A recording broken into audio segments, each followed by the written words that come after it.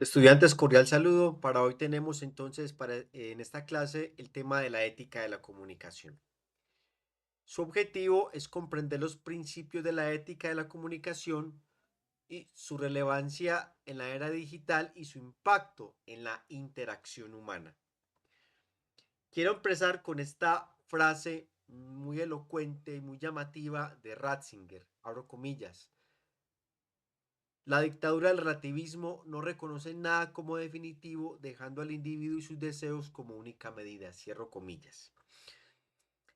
Ratzinger, digamos, hace un análisis de la realidad en la que vivimos y él plantea que estamos en la dictadura del relativismo.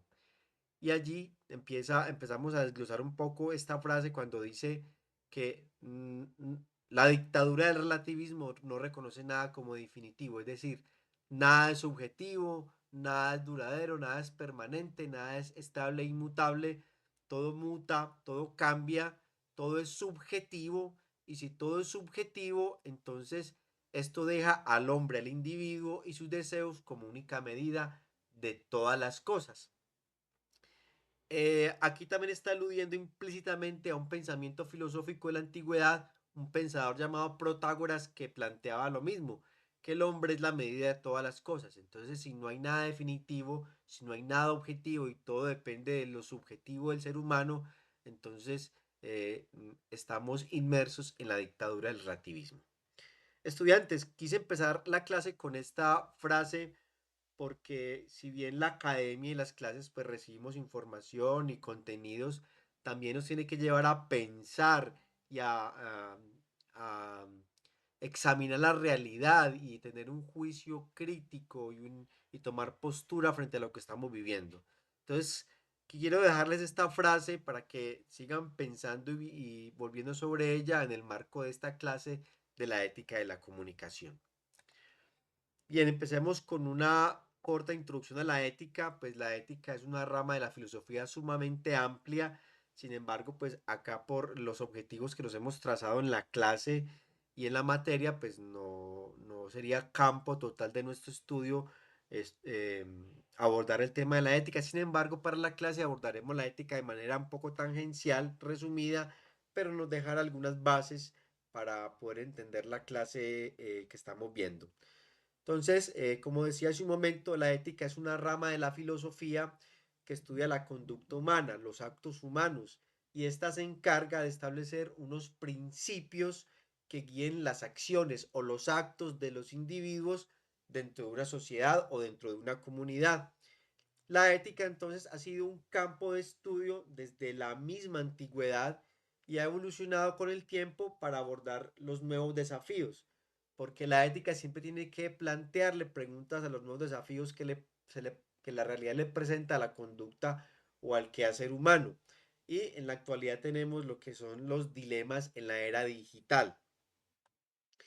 El objetivo entonces de la ética es establecer unos principios que orienten los actos humanos dentro de la sociedad o dentro de la comunidad, determinando lo que es correcto o incorrecto, lo que es bueno o malo. A lo largo de la historia, entonces, la ética ha abordado preguntas fundamentales como estas que están acá en pantalla y que nos las seguimos planteando. Primero, ¿qué es el bien y qué es el mal? Esta pregunta busca determinar los criterios para diferenciar las acciones éticamente correctas o éticamente incorrectas. Miren ustedes que esta pregunta nos la seguimos haciendo. ¿Por qué un acto humano puede ser catalogado como éticamente bueno o éticamente malo? ¿Por qué un acto humano lo podemos calificar como malo o como bueno? Y la respuesta a esta pregunta radica en un concepto sumamente importante y es en el libre albedrío o en la libertad. Y este libre albedrío y libertad es lo que tenemos los seres humanos.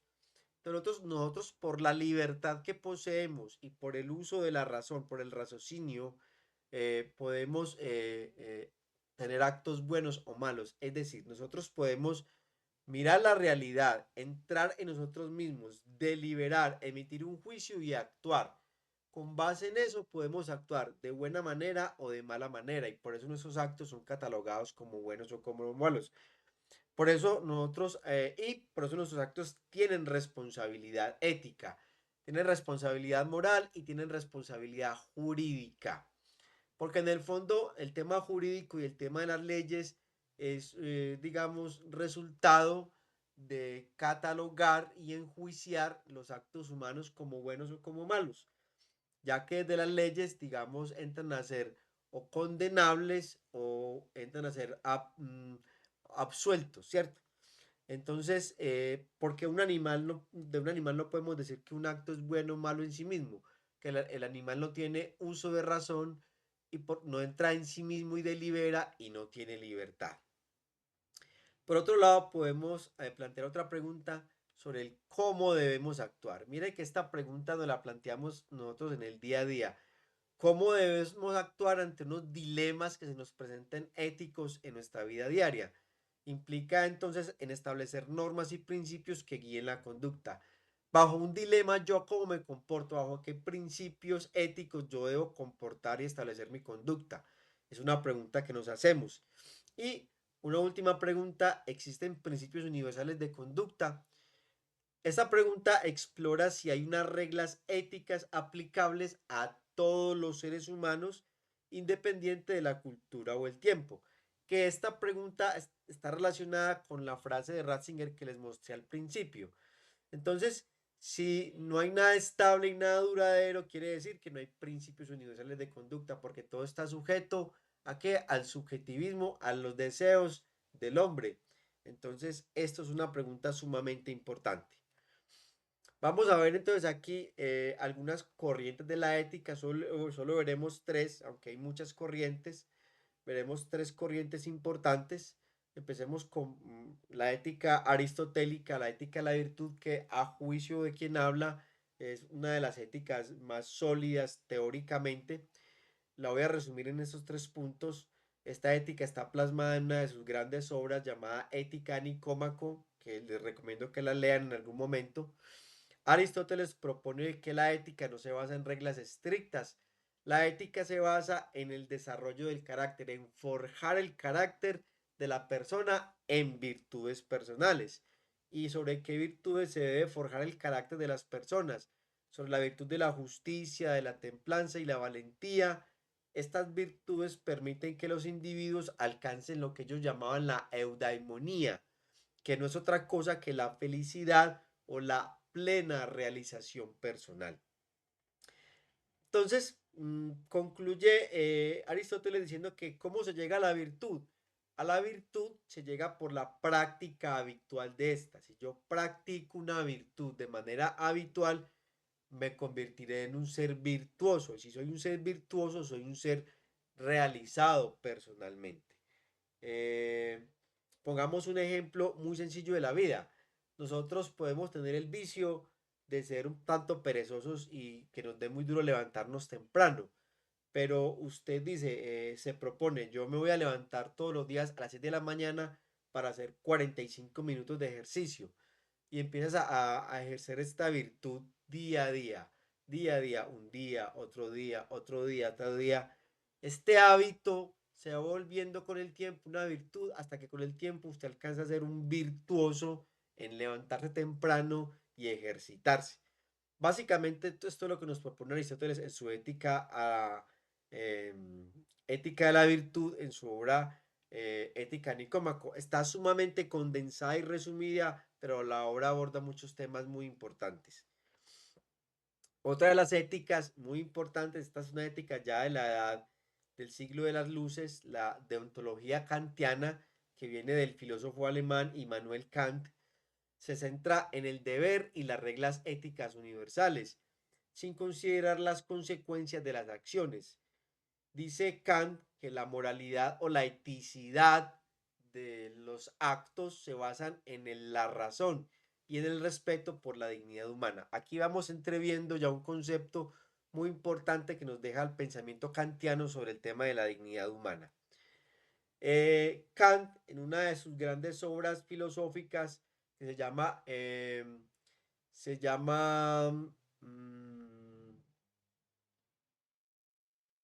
Crítica de la razón práctica, perdonen, así se llama la obra, Crítica de la razón práctica, plantea lo que es el imperativo categórico. Eso es una obra netamente ética. Kant formula este principio como una regla ética fundamental que establece lo siguiente. Dice Kant, obra según aquella máxima por la cual puedes creer que se convierta en una ley universal.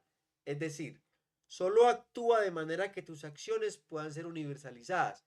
O en otras palabras, que tu actuar, que tu actuar sea una máxima que se convierta en una ley universal. Eso es lo que propone Kant como imperativo categórico. Pero aquí, en el fondo, hay un pequeño problema. Y es que digamos que quien se vuelve el legislador o el proponente de las normas universales en cuanto a los actos humanos es el hombre. En el fondo, eso es un tema subjetivista, pero es un planteamiento deontológico que nos plantea Kant. Ahora, me preguntarán ustedes, profe, ¿qué querrá decir con deontológico? Vamos a establecer la diferencia entre términos. Cuando Kant plantea el tema deontológico, está hablando del tema del deber, deontológico de los deberes. Y lo que planteaba Aristóteles en la corriente anterior es la corriente teleológica, la corriente de los fines. Entonces dice Aristóteles, un ser inteligente se propone un fin inteligente.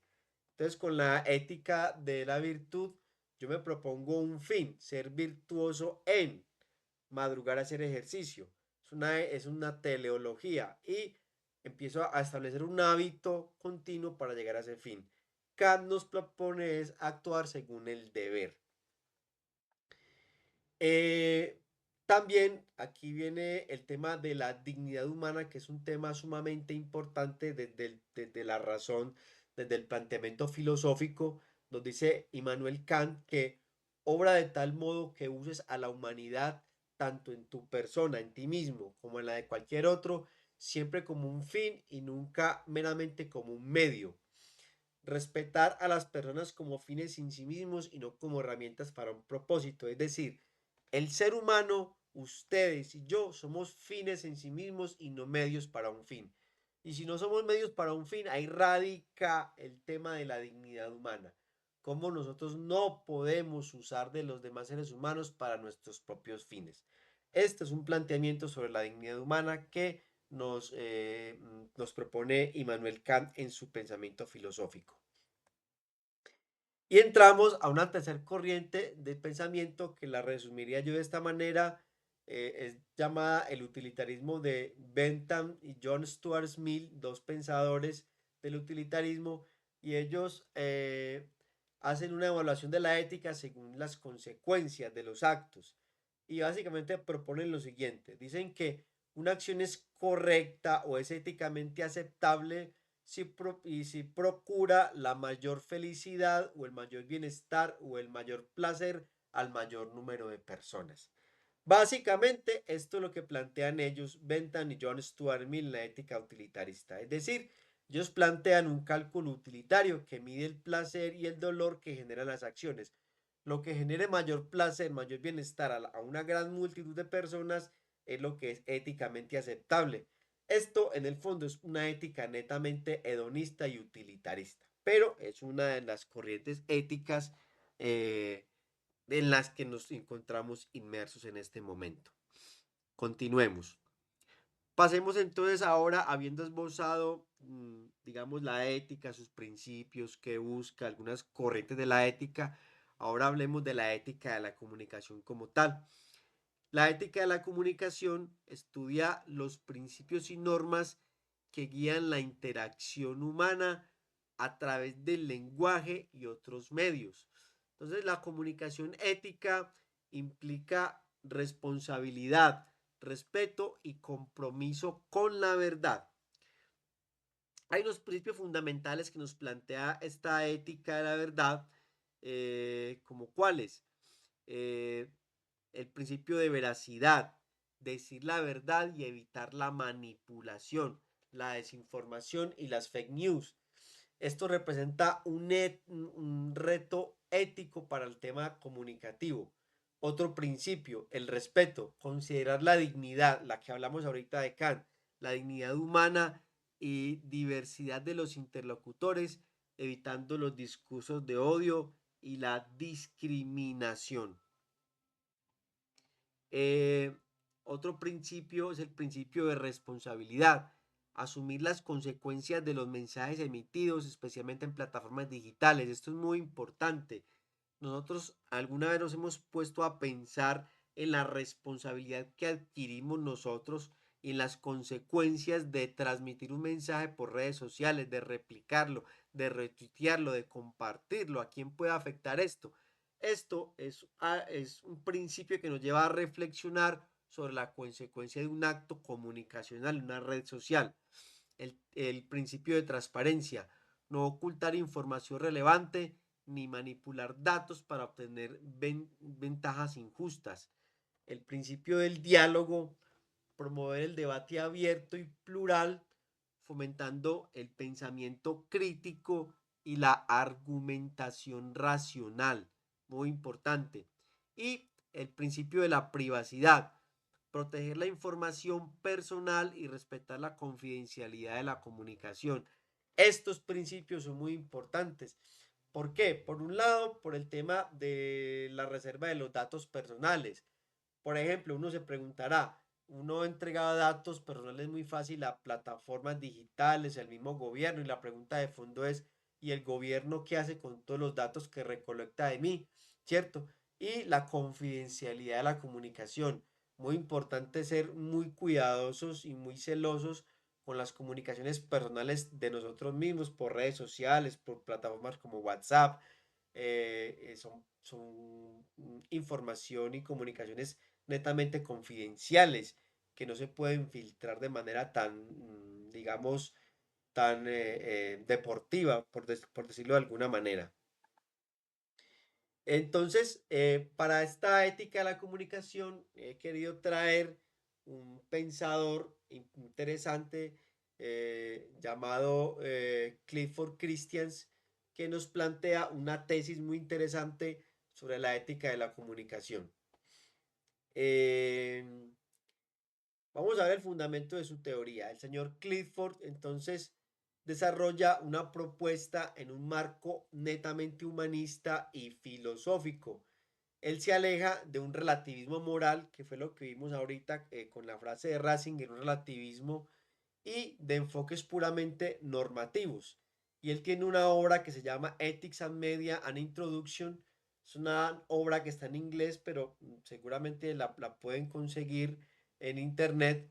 Y él plantea que la ética en la comunicación debe sustentarse en principios universales. Miren ustedes, alejándose del tema relativista, plantea los principios universales y una visión centrada en la dignidad humana, la que planteamos ahorita con Immanuel Kant.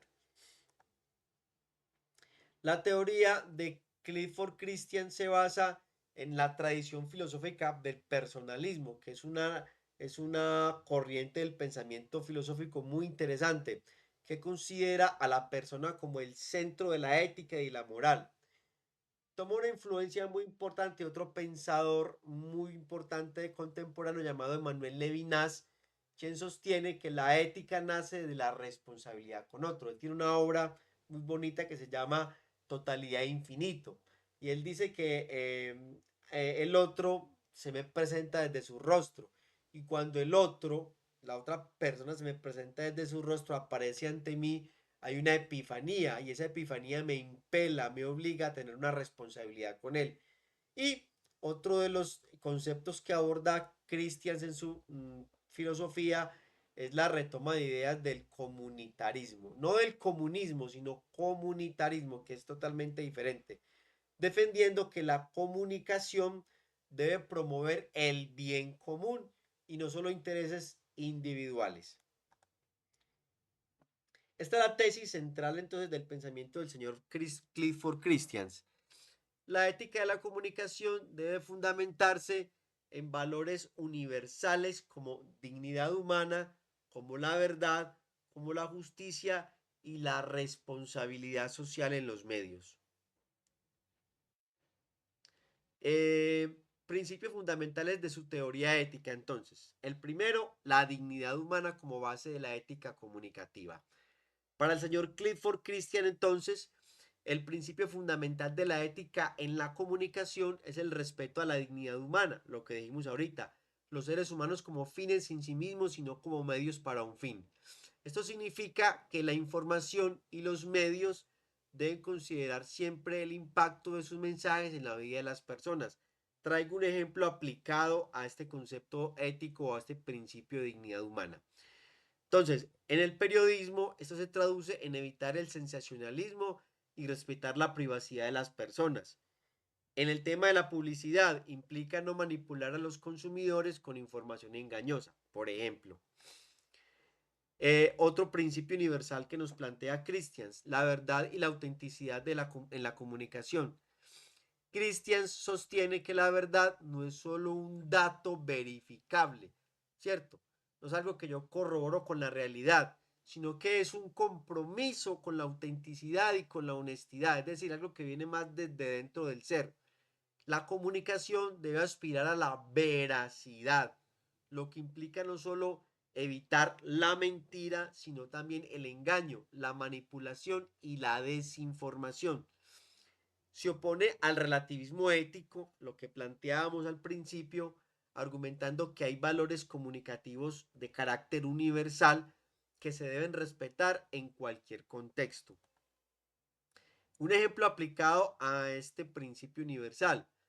Un periodista que omite información clave para favorecer un grupo de poder está actuando en contra de un principio de verdad.